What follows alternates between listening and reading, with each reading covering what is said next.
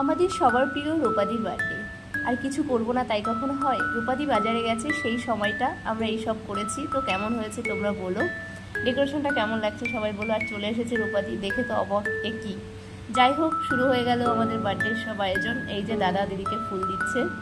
তো কেমন লাগছে তোমাদের দেখতে অবশ্যই জানিও।